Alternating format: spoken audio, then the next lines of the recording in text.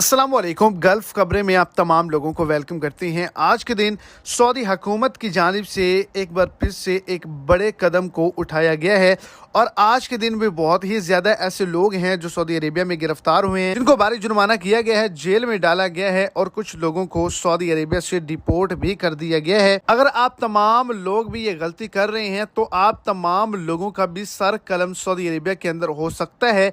तो आपने कौन सी बड़ी गलती नहीं करनी, तो वीडियो की तफसीलात को जानने के लिए वीडियो को एंड तक देखें ताकि आपको तमाम डिटेल की अच्छे से समझ आ जाए। और अगर इस चैनल पर आप फर्स्ट टाइम है तो लाजमी से चैनल को सब्सक्राइब करें, वीडियो को लाइक करें और अपने दोस्तों तक इसको ज़्यादा से ज़्यादा शेयर करें। तो आपको बताता चलूँ कि वो तमाम लोग जो सऊदी अरेबिया के अंदर नशा आवर चीज़ों की खरीद व फरोख्त करते हैं, स्मगल करते हैं, उनको छापे मार कर पकड़ा गया है और सऊदी अरेबिया के 4 रीजनों के अंदर मुकम्मल तौर पर तफ्तीशी मुहिम का आगाज़ हो चुका है।